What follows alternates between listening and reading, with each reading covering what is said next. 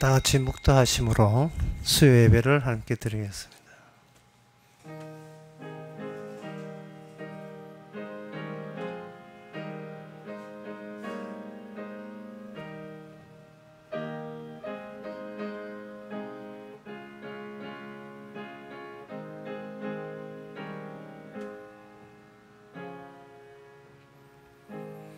여호와께서 그 구원을 알게 하시며 그 의를 열방의 목전에 명백히 나타내셨도다. 저가 이스라엘 집에 향하신 인자와 성실을 기억하셨으므로 땅의 모든 끝이 우리 하나님의 구원을 보았도다. 하나님 아버지 택한 백성을 통해서 하나님의 자신의 의를 널리 전파하시고 드러내셨던 하나님, 우리 자신의 잘남이 나타나지 않고 주님의 의만 드러나게 하옵소서. 예수님 이름으로 기도합나이다. 아멘. 찬송가 353장 합시다.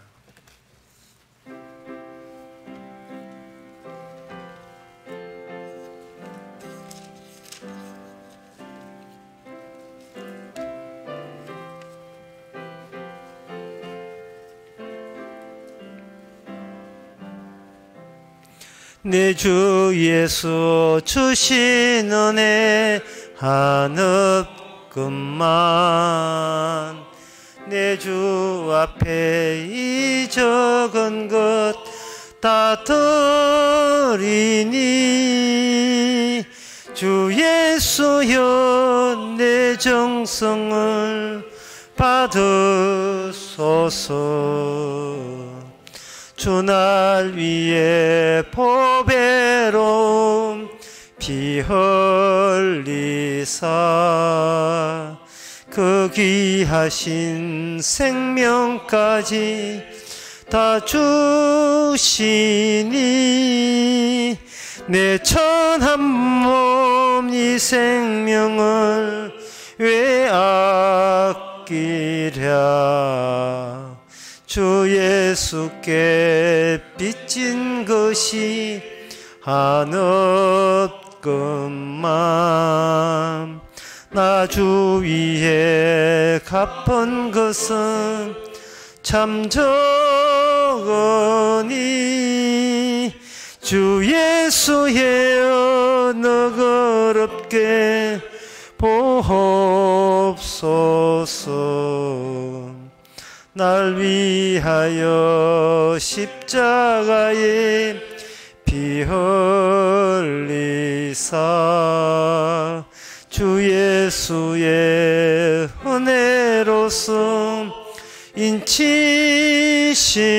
인치시고 내 모든 것 주의 소유 삼으소서.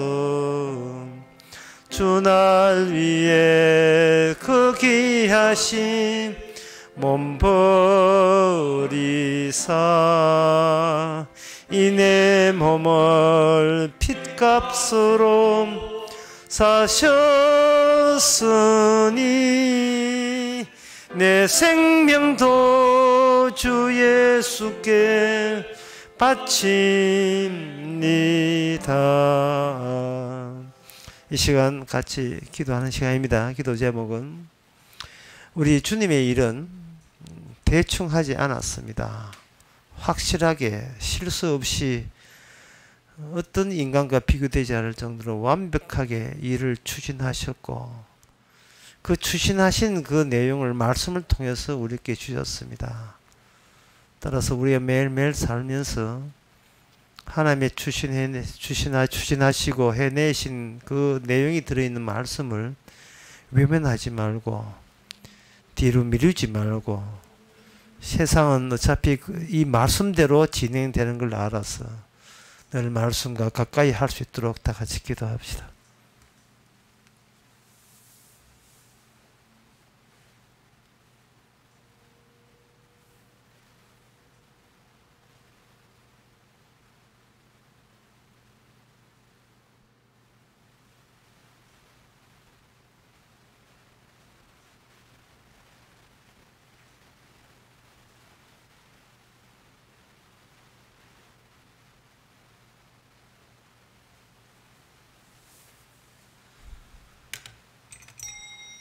하나님 아버지, 우리 인간이 하는 일은 어설프고 일방적이고 억지고 부자연스럽고 비현실적이고 그러면서도 고집부리고 모든 것이 실패로 끝날 수밖에 없는 거기에 매달려 있습니다.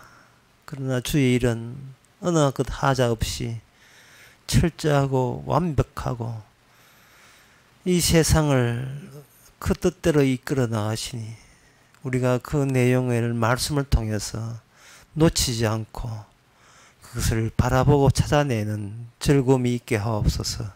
예수님의 이름으로 기도합나이다. 아멘.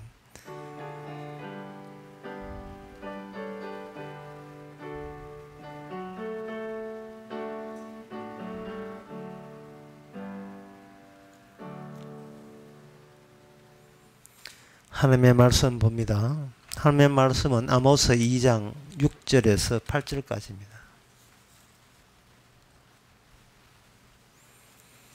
여호와께서 가라사대 이스라엘의 서너 가지 죄로 인하여 내가 그 벌을 돌이키지 아니하리니 이는 저희가 은을 받고 의인을 팔며 신 한 클레로 받고 궁핍한 자를 팔며 가난한 자의 머리에 있는 티끌을 탐내며 겸손한 자의 길을 굽게 하며 부자가 한 젊은 여인에게 다녀서 그의 거룩한 이름을 더럽히며 모든 단 옆에서 전당 잡힌 옷 위에 누우며 저희의 시내 전에서 불금으로 얻은 포도주를 마심이니라. 아멘. 북이스라엘 하나님께서 지난 시간에는 유다의 죄 서너 가지를 잡아냈는데 오늘 본문에서는 이스라엘 북쪽, 유다 북쪽에 있는 이스라엘 나라의 죄를 서너 가지를 지목을 했습니다. 그 유다의 죄에 대해서는 율법을 멸시하고 그 율례를 지키지 아니했다라고 되어 있는데 그러한 율례를 무시하고 율법을 무시한 이스라엘 내에서 그것을 먼저 선창하듯이 그걸 먼저 그 율법을 어긴 죄를 범한 쪽은 이 남쪽 유다가 아니고 북이스라엘입니다. 그래서 이스라엘에 여기 나오는 죄는 구체적이에요. 그냥 유다는 율법을 멸시하고 율례를 지키지 아니했다는데 거기에 선행돼서 이런 짓을 한 그 예가 이스라엘에게서 우리가 찾을 수가 있습니다.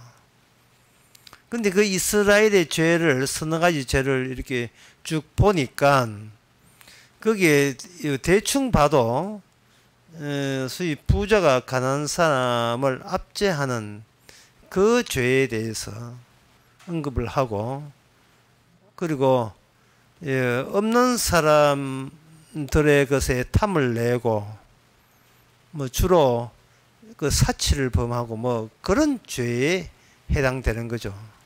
특히 여기 6절에 보면 저희가 은을 받고 의인을 팔며 신 한 클레를 받고 궁핍한 자를 팔며 이렇게 되어 있어요. 이것은 인간이냐 돈이냐를 놓고 가치를 돈에 우선적으로 가치를 놓고 그 돈을 얻기 위해서 인간의 영혼의 가치마저 돈과 교환할 수 있는 그런 대상으로 그렇게 여겼던 겁니다. 그래서 여기에 주님께서 지적하는 율례를 어기고 법들을 어긴 그러한 죄의 대체적인 그 모양새는 뭐 돈 밝힌다, 돈 밝힌 그러한 나라이기 때문에 나는 너희들에게 이스라엘에게 벌을 내리겠다. 이제 벌을 돌이키지 아니하겠다. 이제 벌을 내리겠다. 그렇게 이야기하시는 겁니다. 그러면 이 유다나 이 북이스라엘이 여호와를 안 믿었는가? 여호와를 인정했지요.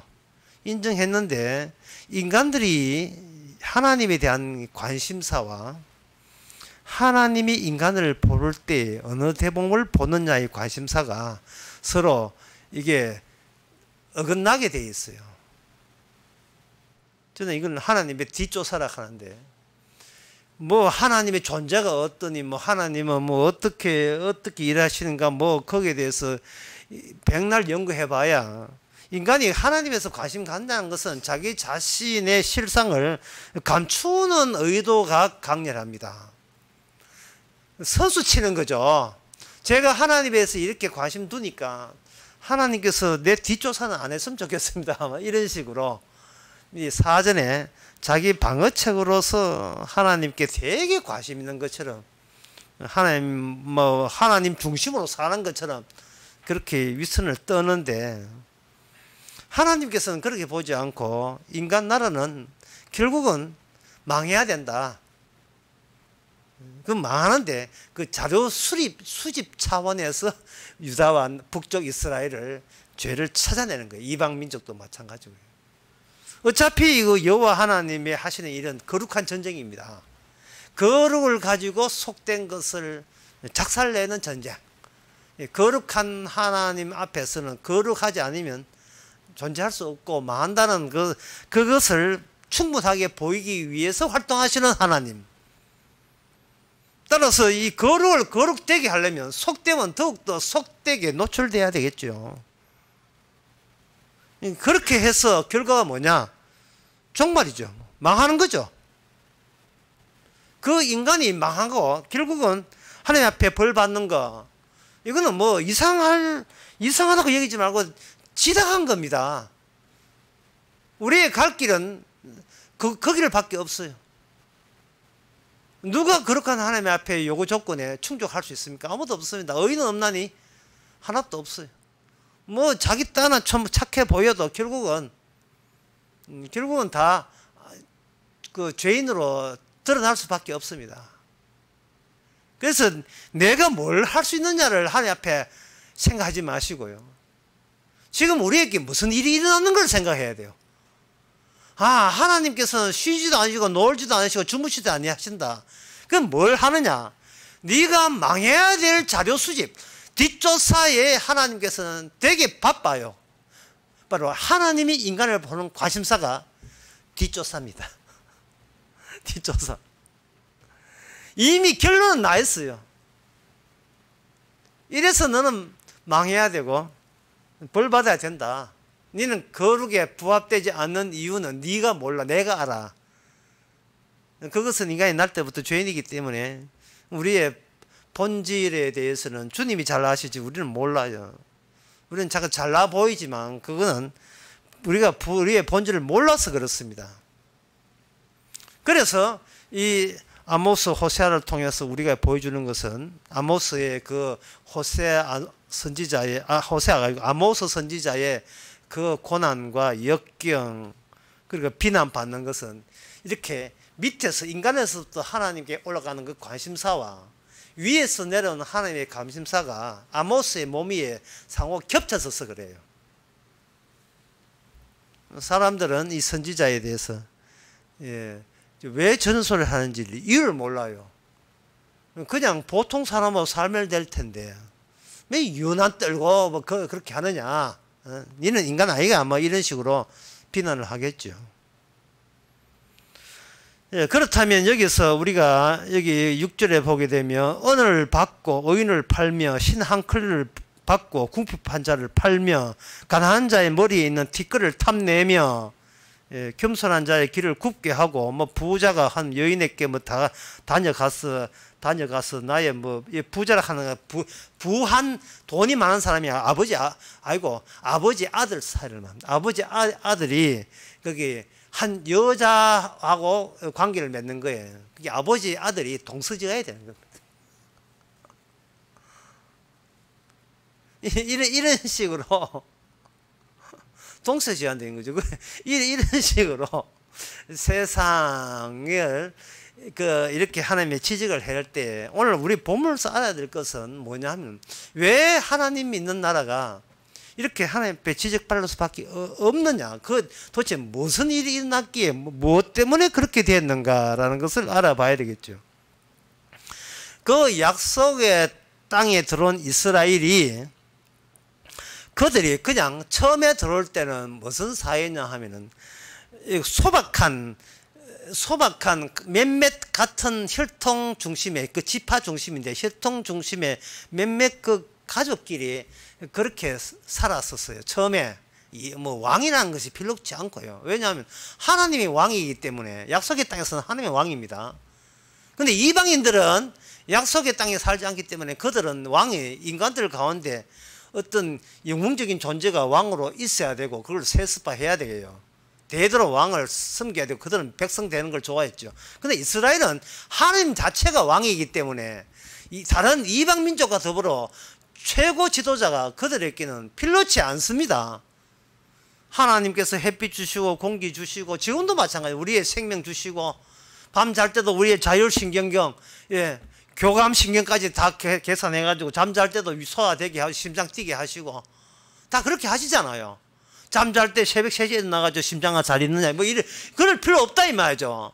하나님께서 이렇게 잠자게 하시고 깨고 이 모든 발걸음을 머리카락까지 하나님께서 다 세시는 겁니다. 왕이 있는 거예요. 다른 추가적인 왕이 필요가 없는 거예요. 우리는 왕의 혜택을 받으면 그것이 왕의 백성의 관계입니다. 그 관계에 이스라엘 백성은 특별히 하나님으로부터 네가 그런 혜택을 받는 것은 너희들이 잘났어가 아니라 너희에게 준 하나님이 너희에게 준 나의 언약 약속을 이루기 위해서 그렇게 했다는 겁니다.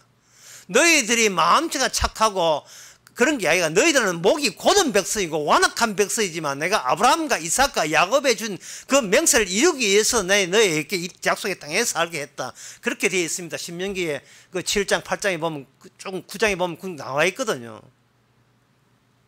그런데 그들이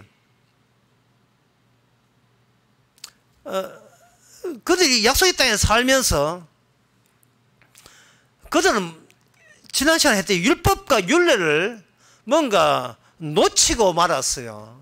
그 놓치고 말았고 그저 눈에 보이는 대로 다른 주변에 잘 사는 나라들은 어떻게 해서 잘 사는가를 그것을 탐을 낸 겁니다. 그들은 여호와가 없음에도 불구하고 그들은 여호와가 있느냐 하나님의 약속이 있느냐 없느냐가 중요한 게 아니에요. 하나님의 법이 있느냐 없느냐는 전혀 중요하지 않고 자기 내부에 있는 그 탐욕이 중요한 욕망이 중요한 거예요.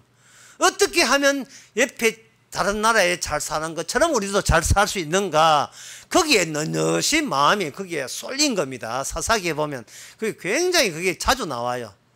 약속의 땅에 들어가서. 그 사사기에서는 이렇게 표현하고 있습니다. 그들은 옛날 광야 때를 잊어버렸다. 광야 때. 그들은 배고픈 시절을 잊어버린 거예요. 그들은 애굽에서 노예했던 것을 잊어버린 거예요. 왜냐하면 그는 후대니까. 이제 그 홍해를 건너하고 요단강을 건너왔던 그 선조들은 다 죽어버리고 그 젊은 사람들은 그때 그런 일이 있다는 그 전설에 그런 일이 있지 뭐 전설로 그거는 뭐 실제로 그런 것도 모르겠고 하여튼 옛날에 있었지 옛날에 이런 식으로 중요한 것은 옛날에 지금 우리가 저 나라처럼 더 잘 사는 게 중요하다 이렇게 돼버린 겁니다. 여호와를 잃어버린 거예요. 하나님의 약속을 잃어버린 겁니다. 그래서 이 아모스를 통해서 또는 호세를 통해서 하나님의 약속을 잊어버리게 되면 하나님께서는 그냥 넘어가지 않는다. 약속을 줬기 때문에 율법을 주셨기 때문에 그 율법이 위반되면 필히 망한다 저주받는다는 것을 통해서 너희들이 살아있는 것이 아니라 율법이 살아있고 말씀이 살아있다는 것을 이 북쪽 나라와 남쪽 나라 이스라엘과 유다를 통해서 하나님이 자기 자신의 뜻을 펼치시는 거예요. 그런 차원인 겁니다. 그러면 이 북쪽 이스라엘 나라가 또 유다도 마찬가지지만 언제 그들은 이렇게 이방 나라를 부러워하고 그들처럼 살게 되었는가? 사무엘 상의 8장에 보게 되면 그들이 여호와를 버리는 대단한 제안을 합니다. 여호와를 버리는 이제 여호와 말고 다른 식으로 살겠습니다고 제안한 제안이 사사기 끝나고 난 뒤에 사무엘상 8장에 나옵니다. 우리에게도 이방 나라처럼 왕이 있어야 되겠습니다. 우리에게도 왕이 있어야 되겠습니다. 라고 제안합니다. 그 사무엘에게 간곡하게 부탁합니다. 자, 그들은 그러면 이들이 그런 왕이 있어야 된다는 거 그것이 그것이 여호와를 버린 게 되고 여호와 말고 다른 데 정신을 두게 되고 하는 하나님 보시기에 피역한 짓이 되는데, 그러면 그 여호와의 왕됨을 버린다는 것은 결국은 여호와의 주신 약속 속에 마음이 들지 않는 내용이 들은 게 있다는 사실을 우리는 알아야 돼요. 하나님이 주신 약속에 무엇이 마음에 안 들어서 우리는 나 여호와하고 안 놀래, 차라리 우리끼리 왕 삼아서 그렇게 할래, 이방 그래도 저 이방 나는 잘 먹고 잘 사잖아, 뭐 이렇게 그들 마음에 돌아서게 된 것은 어떤 대목에서 하나님이 그렇게 싫어버린 바 하나님이 싫게 되었는가? 그것은 바로 처음에 하나님이 약속의 땅에 들어올 때 하나님께서 기업을 주신다 했는데, 기업이 뭐냐 하면은 땅과 더불어서 그들이 시족 중심의 생활을 해요.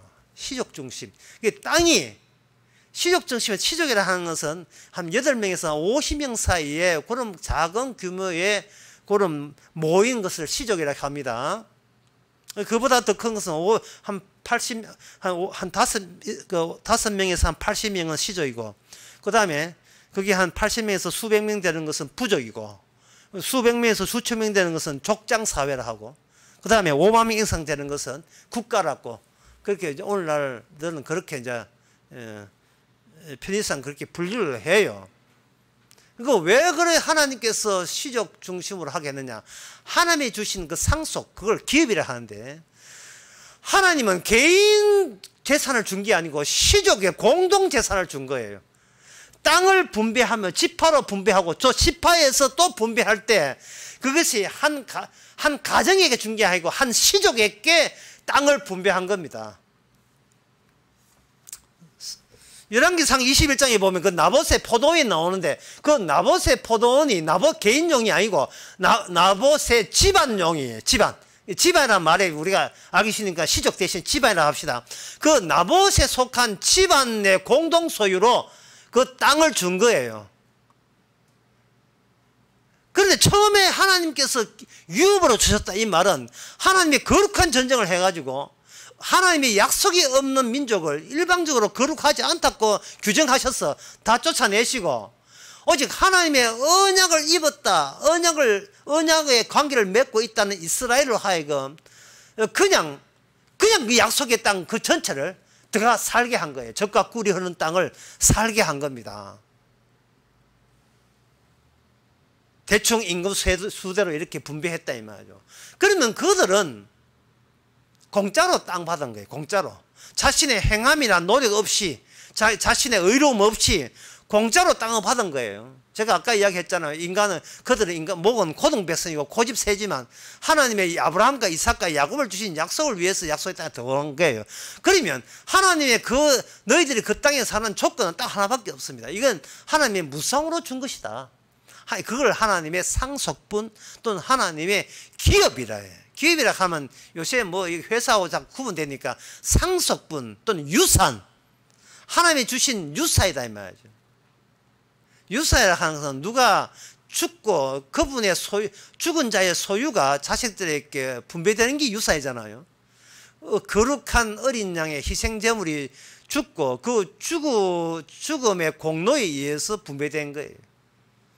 그래서 그 약속의 땅에 그 중앙 성소에는 항상 제사장들이 매일같이 거룩한 죽음의 반복으로 이루어져야 그 약속의 땅은 젖과 꿀이 흐르고 하나님께 생산물을 낸다고, 레위기나 그는 신명기 28장에 보면 분명히 약속이 계속해서 살아있도록 너희들은 그 역할을, 정인 역할을 해야 된다, 그런 조건을 주신 거예요.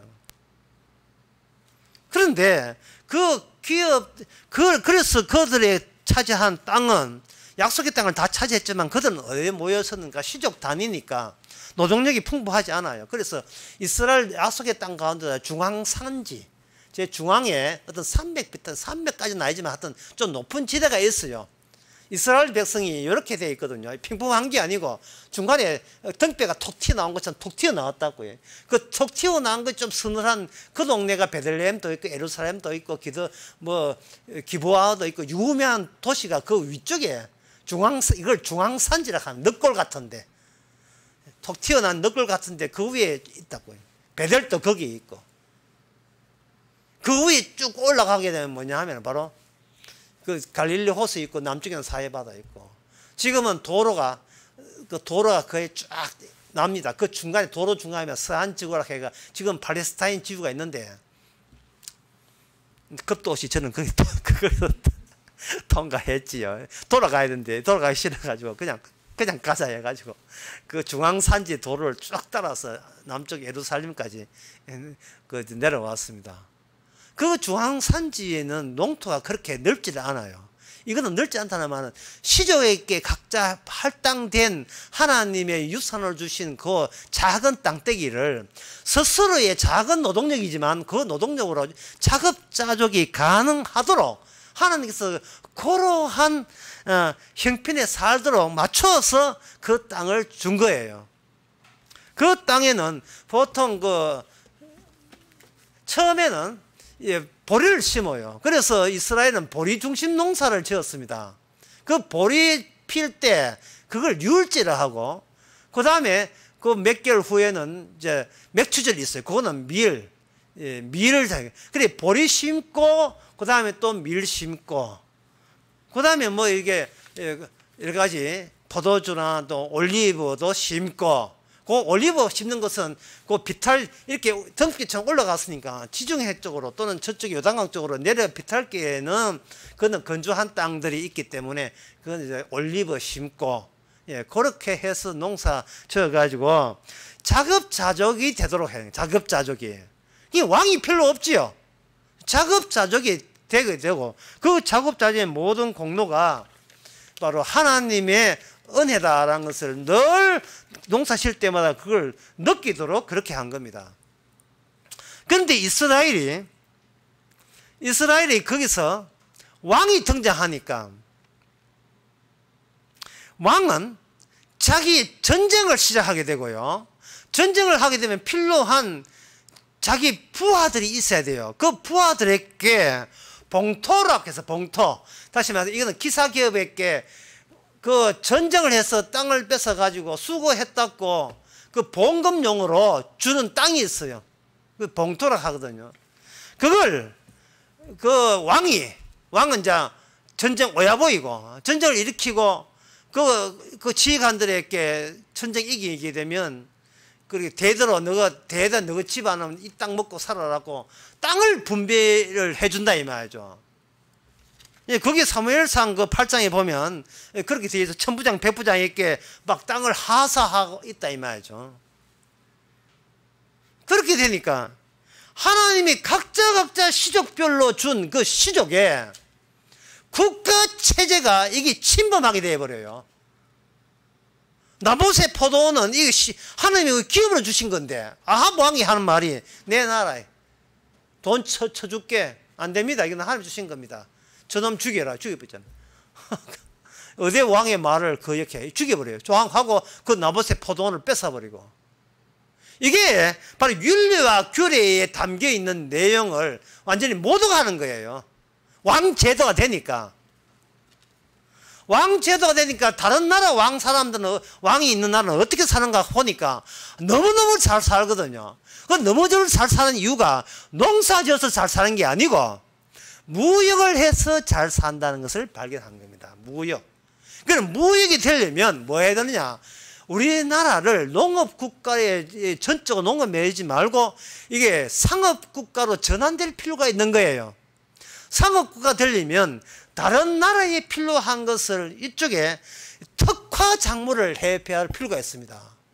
아까 같이 농사 그냥 보리하고 밀하고 그냥 소박하게 그저 그 올리브나 심고 감남나무 심고 올리브 심고 또 남아있는 터 있으면 또 비틀길에 목초지 있으면 그거는 가족끼리 같이 가족 같은 그 말이나 이런 걸 키워가 소나 양이나 요거 키워가지고 그 시적 공동 소유에 자기들 가족끼리라도 집안끼리라도 잘 사는 거 더 이상 클 필요가 없거든요. 왜? 하나님의 유업의 경계선을 넘어가면 안 되니까.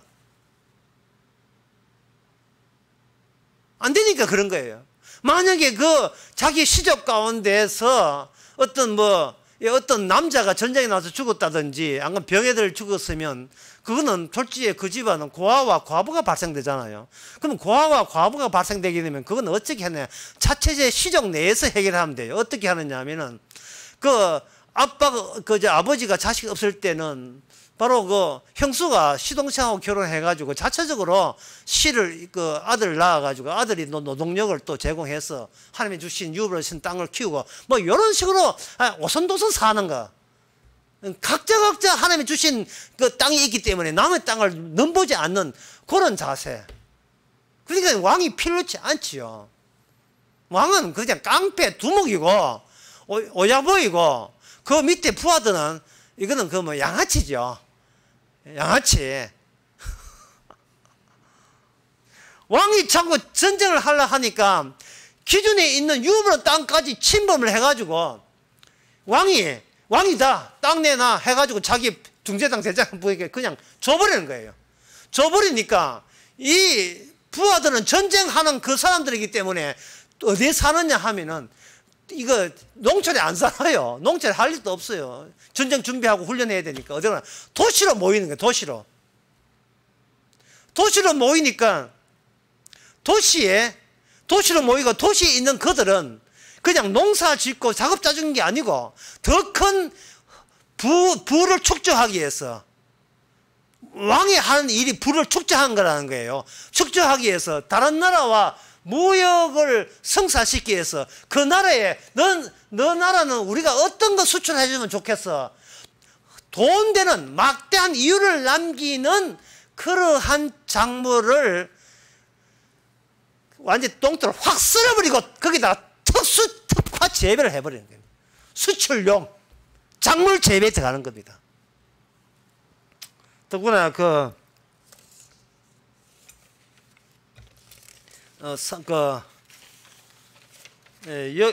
열왕기상 20장 24절에 보면 그 아람 왕과 그 이스라엘의 북이스라엘 아합 왕이 서로 조약을 맺었는데 각국의 도시에다가 각자 경제특구를 설치하자는 거예요. 경제특구를 지정해가지고 경제특구 그렇게 개성공단을 만든다는 개성공단. 값싼 노동력과 원료하고 서로 필요한 것을 해가지고 무역하자 이런 식으로 나왔어요. 거리 이름을 상대방 나라의 거리를 만들어버리는 거예요.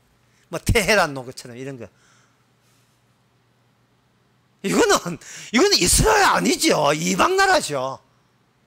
하나님의 유업으로 주신 것을 완전히 그 흔적을 완전히 깔거리 다 없애버린 거예요. 밟아버린 거예요. 그래서 무슨 하나님 나라입니까? 하나님의 왕이 나라가 아니에요. 하나님의 약속이 말씀이 왕이 된 나라가 아니에요. 인간의 돈에 대한 욕구가 환장한 사람들이 왕이에요. 그러니까 이 경제특구가 되니까 이방 민족과 사상이 동일하게 되죠. 왜냐하면 무역을 하려면 교육을 하려면 서로 상호 적용 가능한 법 제정이 설치돼야 돼요. 무역법이 공통적으로 적용되는 무역법이 돼야 돼요. 그렇게 도량법, 부피, 수치, 청량하는 것까지 서로 상호 동일한 청량 제도가 있어야 되겠죠. 관세 동원돼야 되겠죠. 보조금 그런 거, 벌금, 부가금 이런 것에 대해서 이런 것을 위해서는 이스라엘 왕이 자기 나라를 경제 개발을 나서게 되게 경제 개발에 나서면 경제 개발에 나서는 그 모든 개발의 사전 정보 사전 그 계획표가 누구 손으로 넘어가냐 하면은 바로 중앙에 있는 엘리트들에게 먼저 정보가 거기에 수뇌부에 다 직결되겠습니다. 대구 지묘역에다가 뭐 하나 공기업 들어선다 하면 그럼 이 지역의 땅을 누가 사겠어요? 빨리 그 정보를 획득한 그 지역의 국회의원부터 해가지고 그 공무원들이 제가 삼촌 조카한테 해가지고 전부 다 그 이름을 해가지고 땅 다 사놔가지고 땅값 100배 오르는 거. 이건 뭐 이렇게 치킨 팔아가지고 100배가 소용없어요. 그러니까 얼마 안 가면 수억씩 얻으니까 그 정보를 얻은 그것을 그것을 남편들이 그렇게 정보를 얻어서 떼돈 벌면 그 안에 그 사모님들은 정경 부인들이죠. 그 사모님들은 무슨 일을 하는지 이사야 5장 8절에 나옵니다. 이사야 5장 8절에 보면 가옥에 가옥을 연하며 전토에 전토를 더하여 빈틈이 없도록 하고 이 땅 가운데 홀로 거하라 하는 자는 화 있을진저.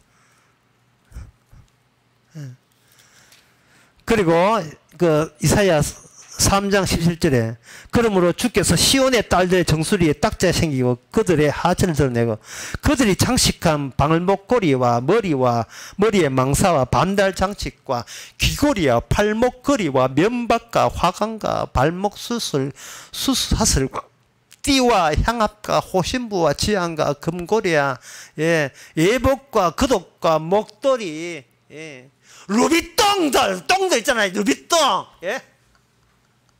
이런 프랑스의 이태리의 고급 이게 좀 수입품이에요. 그리고 국가의 수입품은 뭐냐면 애굽의 말과 활입니다. 그런 수입을 하면 외화가 획득돼야 되고 외화를 어디서 획득하는가? 무역을 통해서 얻고 그 무역을 하기 위해서 전 국토를 수출 드라이버 수출 추진 정책으로 바뀌는 거예요. 그걸 누가 하는가? 도시에 있는 중앙에 있는 왕이 하는 거예요.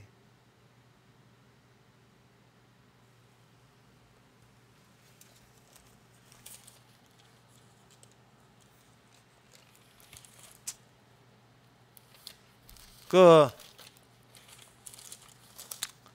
역대하 26장 10절에 보면 우시아 왕이 어떠냐 하면 남쪽에서는 제일 영토가 넓었던 왕이 우시아고 북쪽은 여로보암 2세가 가장 넓었던 영토. 그게 잘 나갔던 거예요.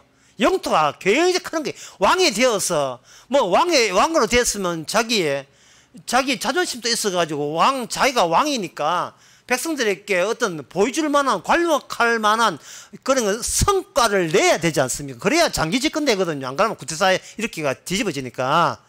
역시 우리 왕 덕분에 잘 먹고 잘 산다는 그런 혜택이 백성들에게 골고루 주어져야 되잖아요. 그래서 여기 역대하 26장 10절에 보면 우시아 왕 때에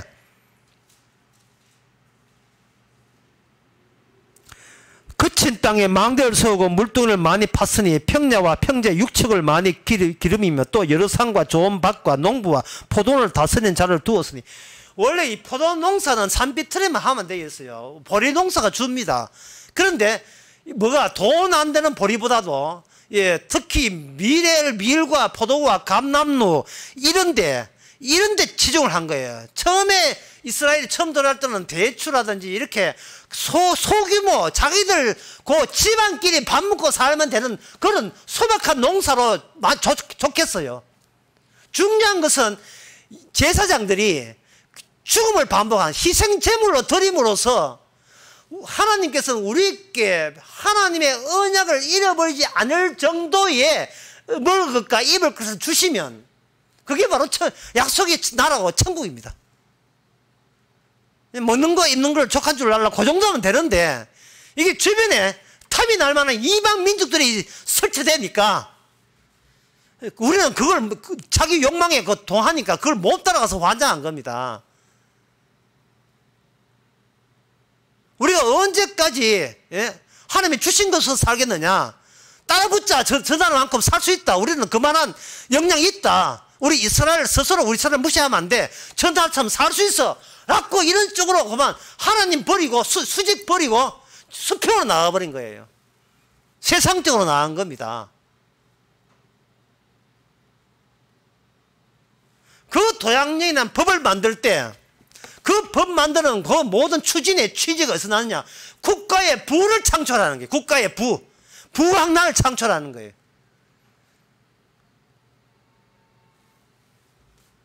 그럼 국가의 부를 창출하기 위해서는 그 부를 전쟁이 이기기 위해서는 무기를 만들어야 되겠다. 무기하기 위해서는 그 땅 주인들은 도시에 있어요. 그 사람들은 하나의 지주계급이죠. 지주계급들은 도시에 있는 거예요. 도시에 있어가지고 자기들 무기 사고 자기 사모님들 상식품 사는데 뭘 못 줘야 되니까 무역은 계속 투자를 저쪽에 외국에다 투자를 하고 투자를 했으니까 누굴 압박했냐 하면은 소박하게 사는 그 자기 그저 먹고 그 하루 먹고 사는 그 사람들 압박해가지고 세금을 올려버린 거예요.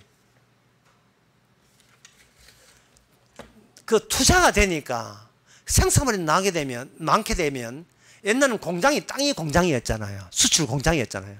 그러면 그 가치가 높아보면 이 지대가 높아요. 그 땅값이 높은다고. 그 땅값이 높으면 그걸 임대해 있는 농부들에게도 세를 많이 받는 거예요. 여러분 장사 잘 될 때 집주인이 가만히 있습니까?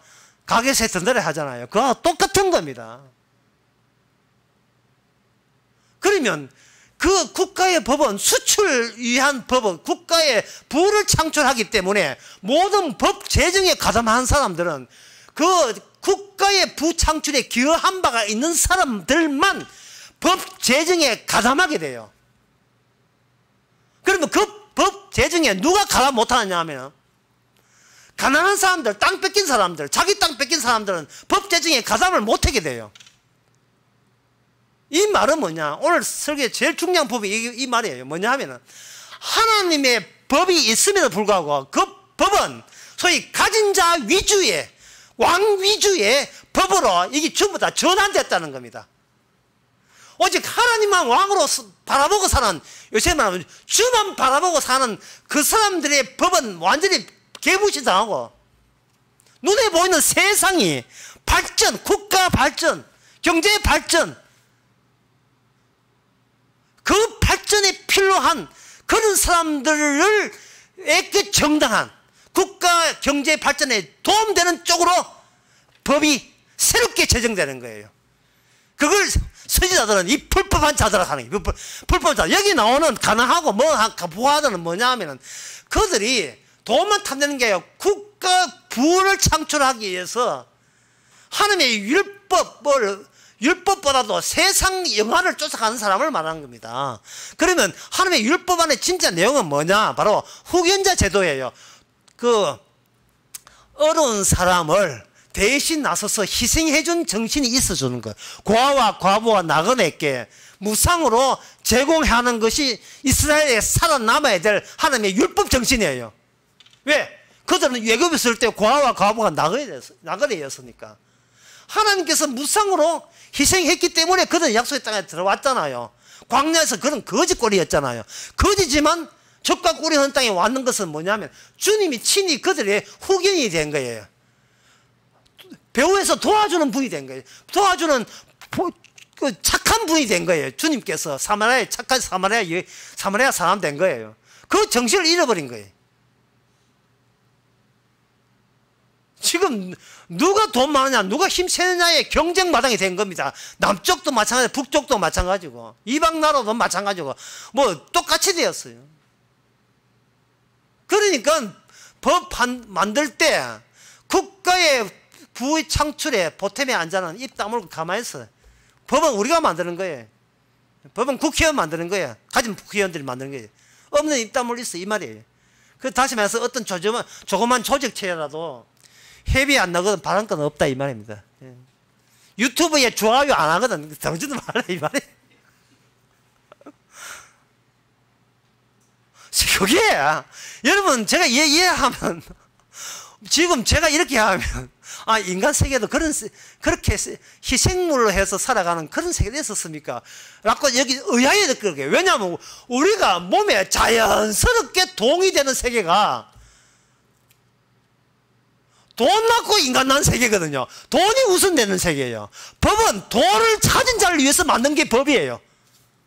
없는 사람을 위해서 있는 법은 생색내기지 그건 제대로는 법이 아니에요.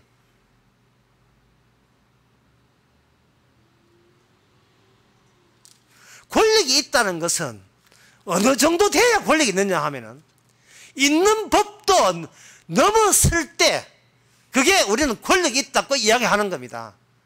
휴가법이 있어도 그 휴가법 때를 찾아볼 때 야 진짜 살아있는 권력이 되는 거예요.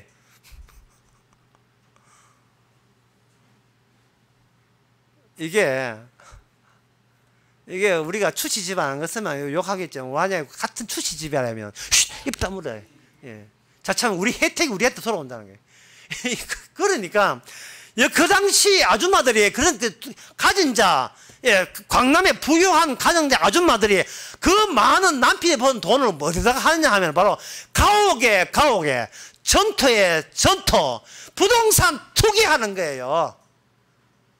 부동산 투기한 겁니다. 그래서 호세아 12장 7절에 이런 말씀 있잖아요. 12장, 호세아 13장 11절에 내가 분노함으로 너에게 왕을 주고 진노함으로 패하였도다. 너희들이 왕 달라 할 때부터 넌 알아봤어. 너 끝났어. 너희들이 결국은 왜 망하는지를 그 내력을 설명하기 위해서 나는 너희들에게 왕을 허락해줬다. 왕은 특징은 보인다, 눈에 보인다는 거예요. 그리고 마음에 안 들면 갈아칠 수 있는 가능성이 우리 손에, 내 손에 있다는 가능성을 보여주고 있습니다. 그러나 하나님은 하나님은 영원한 하나님이에요. 인간이 가르칠 수가 없어요. 꼭 하나님을 가르쳐야 되겠습니까? 그 가르치면 내가 신이게요. 하나님의 뜻은 뭐냐? 내가 주는 대로 먹어라 이 말이에요. 내가 주는 대로 먹어라 이 말이죠. 내가 살려준 대로만 살아라. 100살 90살 살려고 하지 말고 늙어 죽어 그냥 죽어.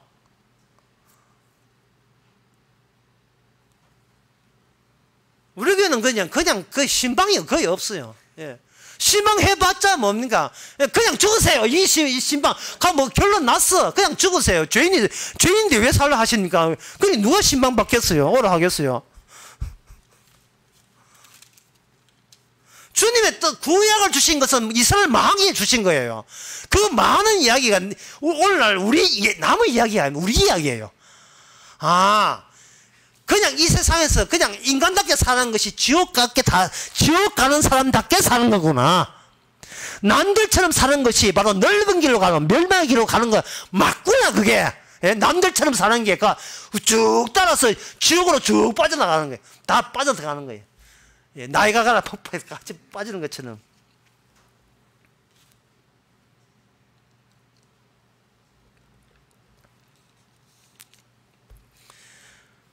농촌이 전쟁에서 차출해가지고 젊은 사람이 죽고 난 뒤에 노동력이 부족하니까 이 사람들이 농토가 키울 사람이, 경제할 사람이 없으니까 서울에 있는 지주한테 농토를 팔아버려요. 그러니까 농사 지을 사람이 땅 주인이 아니고 시족이 공동 소유가 아니고 도시에 있는 부자들이 땅 소유가 되는 겁니다.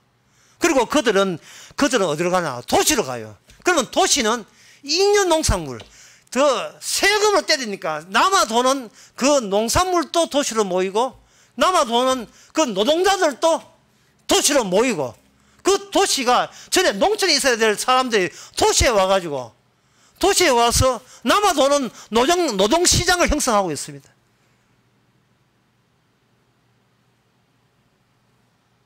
대구 비산동 새벽 5시가 되면 주로 담배 피워가면서 오늘 또 봉고차 오기를 기다리고 군대 노동시장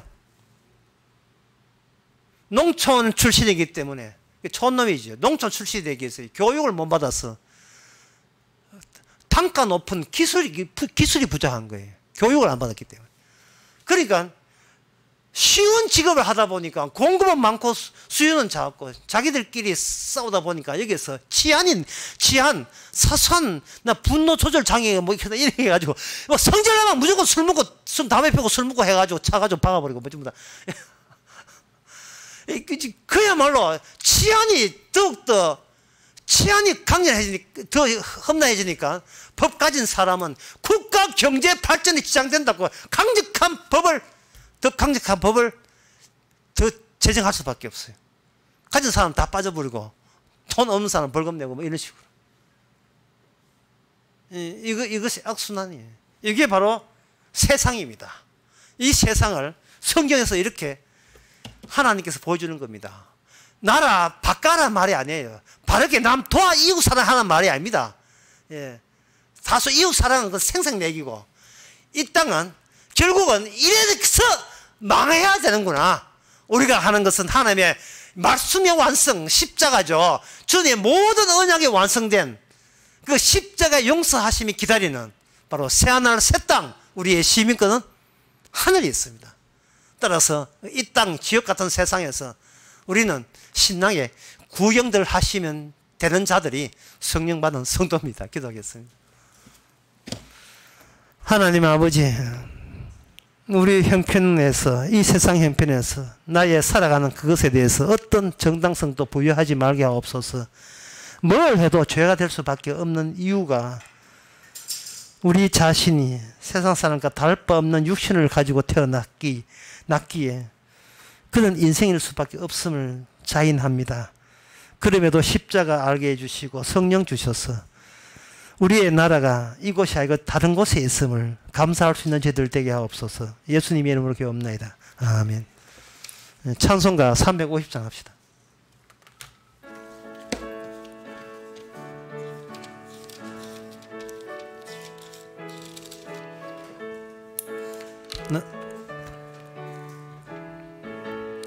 나의 죄를 정케 하사 주의 일꾼 삼으신 구세주의 넓은 사랑 항상 찬송합니다.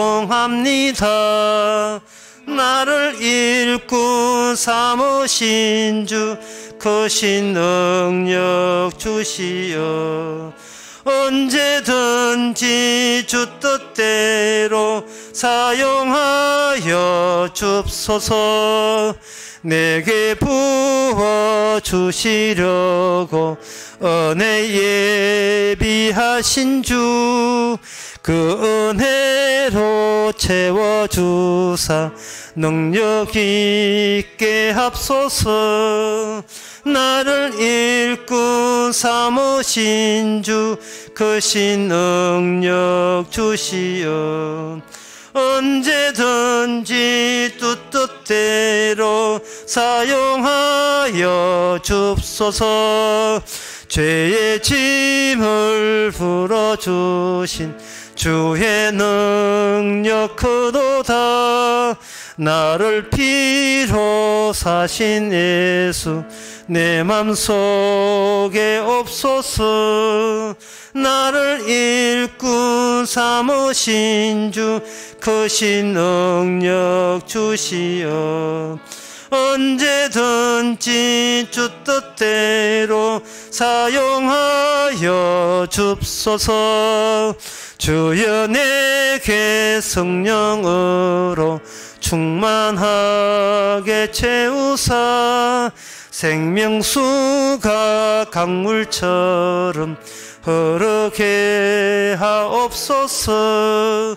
나를 일꾼 삼으신 주 크신 능력 주시어 언제든지 주 뜻대로 사용하여 줍소서.